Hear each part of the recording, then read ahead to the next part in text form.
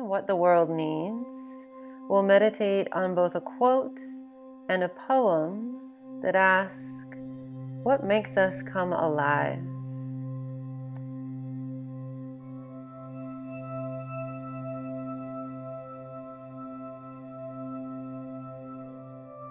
So before we begin, just check in with general awareness. How are we feeling in the thoughts, in the heart, in the body itself?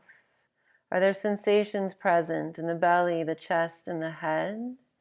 And are there any emotions present that we may or may not relate to these sensations?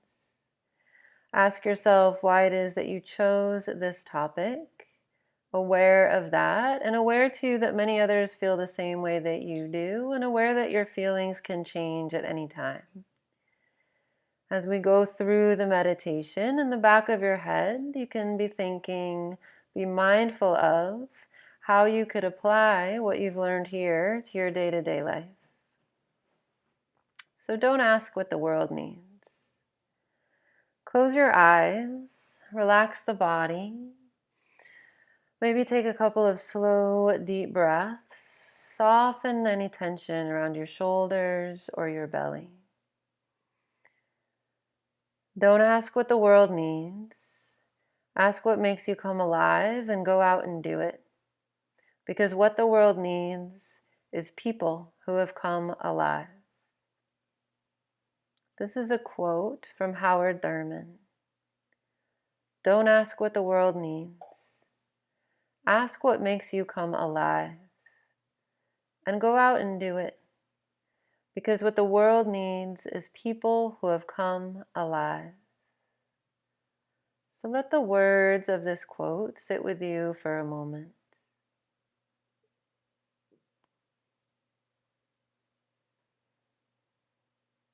Don't ask what the world needs. Ask what makes you come alive and go out and do it.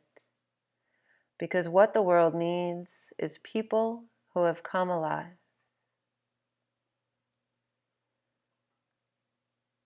Become aware of any feelings, sensations, thoughts, or images that arise as you hear those words.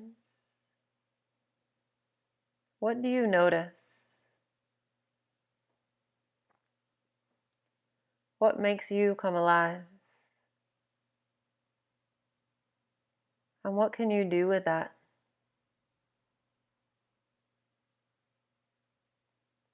At what time do you feel most vivid and energized and engaged? Are there patterns that emerge when you look back at times or circumstances in which your unique gifts shone through? What are those patterns?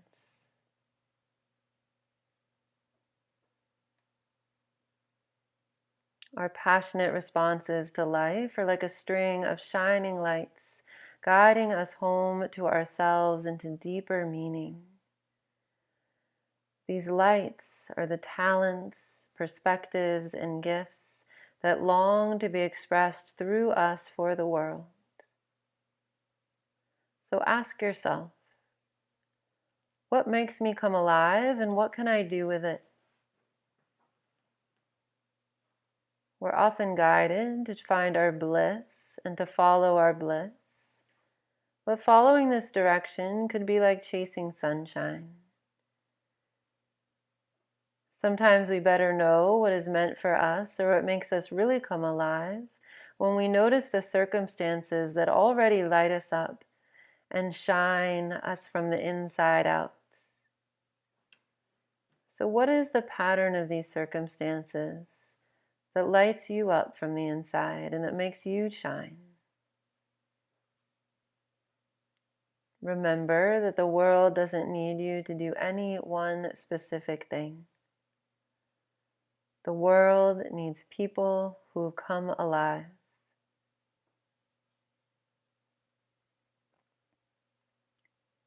And now we'll contemplate this poem. The river is famous to the fish. The loud voice is famous to silence, which knew it would inherit the earth before anybody said so. The cat sleeping on the fence is famous to the birds. Watching him from the birdhouse, the tear is famous briefly to the cheek. The idea you carry close to your bosom is famous to your bosom. The boot is famous to the earth, more famous than the dress shoe, which is famous only to floors.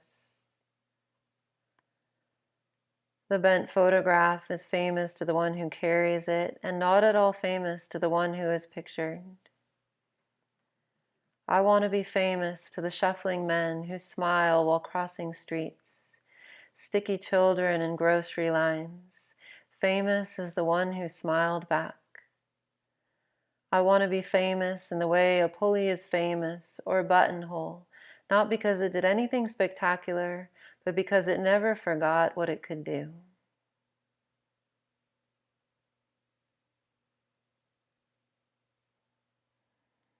So contemplate, what can you do? Can you remember what you can do? What makes you come alive? Remembering not to ask what the world needs, but to ask what makes you come alive. Remember that. Remember to go out and do that, because what the world needs of you is for you to come alive.